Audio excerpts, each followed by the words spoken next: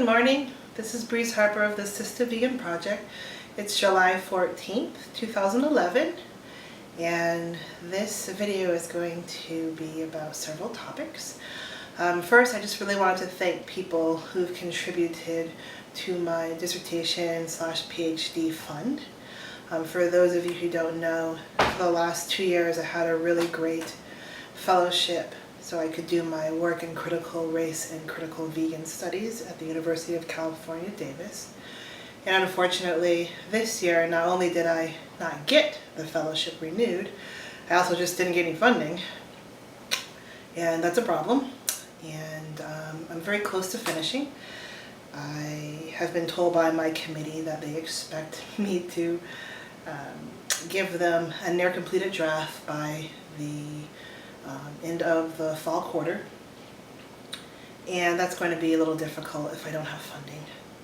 So I'm really appreciative of the money that has been sent to me via PayPal and or other ways. So right now I'm at $4,500 of donations out of the $10,000 that I will need to complete my PhD and graduate for 2012. So I would ask people to kind of, if you can contribute, whether it's monetary or if you've got other ways to contribute ideas to how I can get more funding, I'd really appreciate it.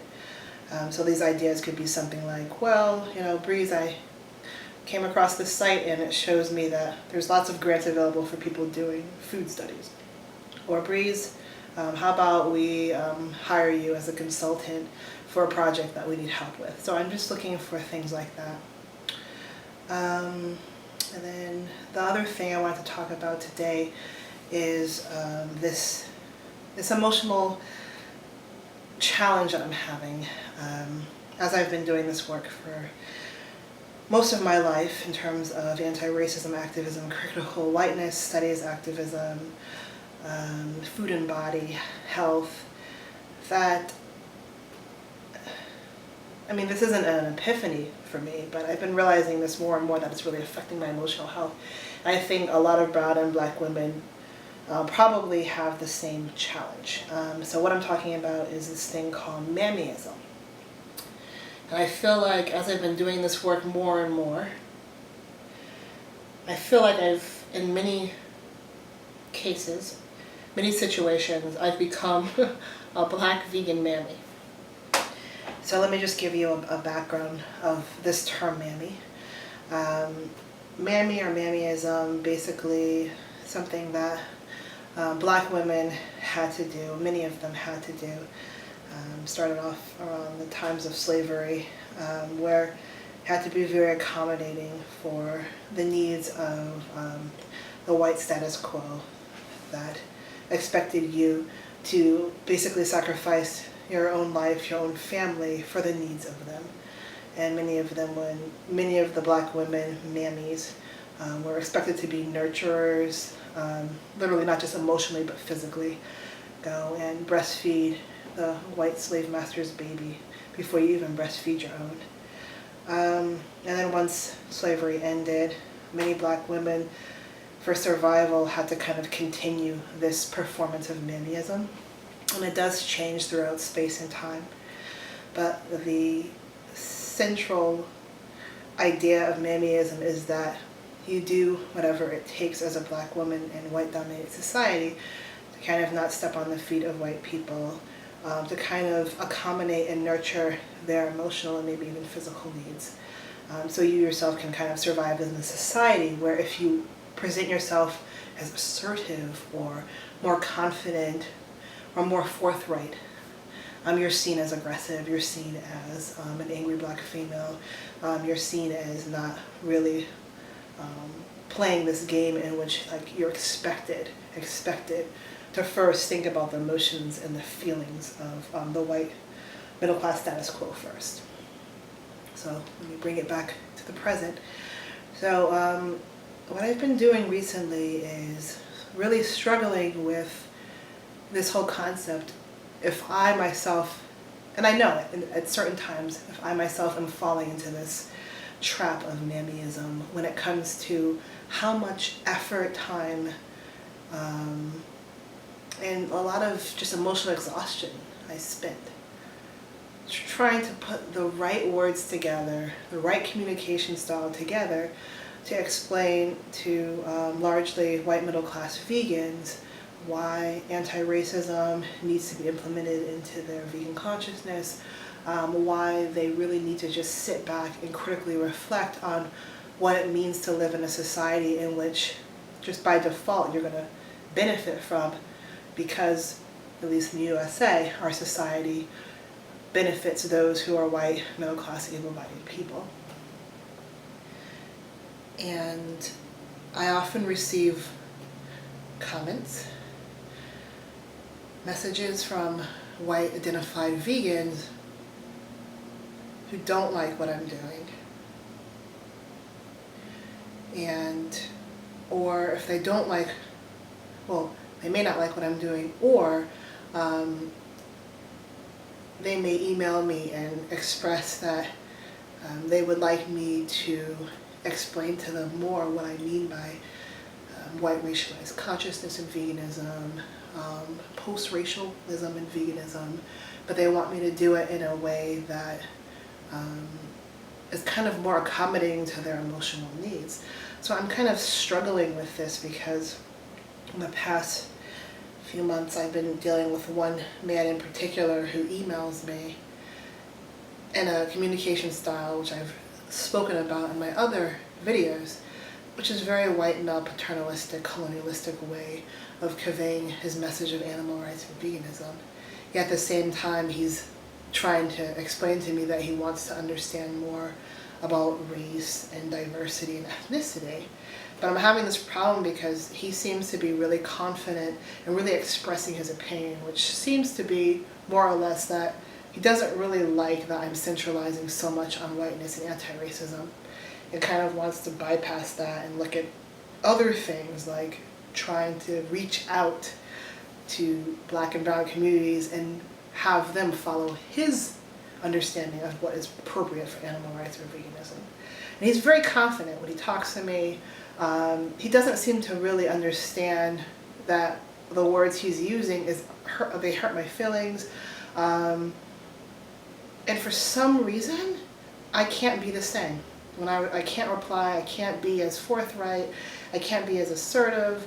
I'm worried about hurting his feelings. And it's very amazing. It's not just him, but there's so many other confident white vegans who email me and just basically tell me, what you're doing, I don't really understand, why is it important, maybe you need to look past the race thing, but at the same time they're a little curious. And then they say it in a way where they're just so confident. There are people who will say things to me that immediately will hurt my feelings, and they may not even know it. So I don't even think it's conscious.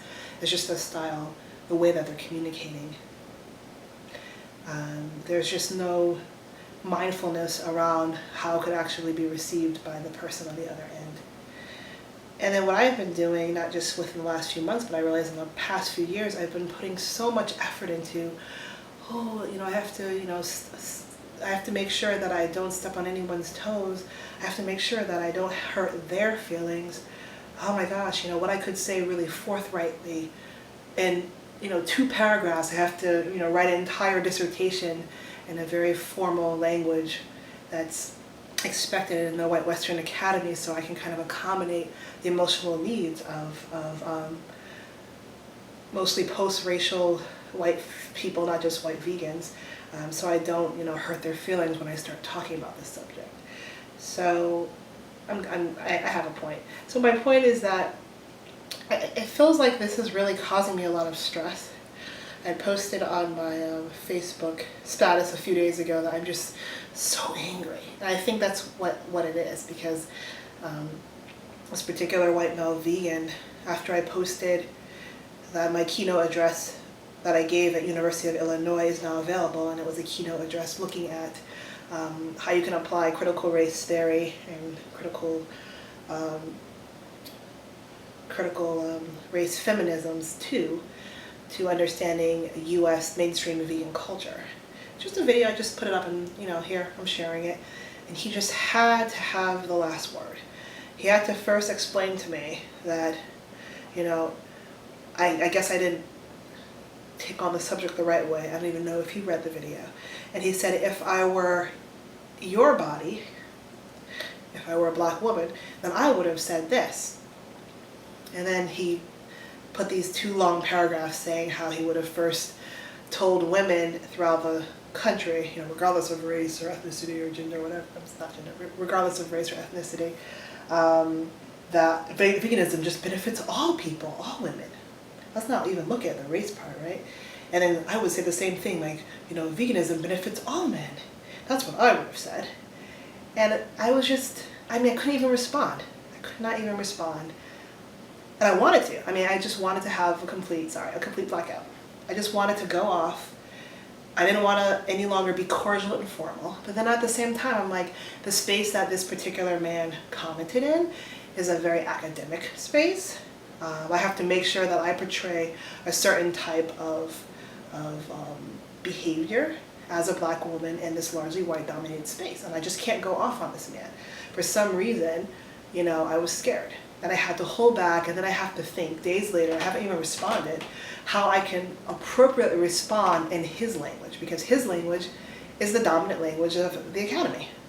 I can't just go off and swear and curse and do what I really want to do. And suddenly I'm thinking, gosh, I'm going back to the whole Mammy-ism thing. He doesn't seem to care about how he probably, he doesn't even realize, I think, that he's offensive. He actually thinks he's trying to help me. He doesn't even realize it, but he is so comfortable. He can just say what he wants. And I'm not comfortable, and that bugs me. And I'm just wondering, are there other people out there that have the same problem, specifically women of color, where we're in these predominantly white spaces? Someone talked to us, clearly they are speaking to us in a way that's condescending. And if not condescending, maybe they subconsciously don't realize they're just being colonialistic, paternalistic. And then we don't necessarily respond the way we want to, because we're worried about what it's going to look like when we do it. Because there's double standards here. So I'm really struggling with this week. It's stressing me out. And I feel like I'm not being who I could truly be because of this particular situation. Whether it's veganism or not, but just any white-dominated space, white-dominated canon, where I want to talk about issues of whiteness and race. So that's how I'm feeling. And need to not be so stressed out because I'm going to go into labor probably the next 10 to 12 days. So I'm just trying to relax. Trying to focus on the positive. I get a lot of also white identified vegans who love the work that I'm doing.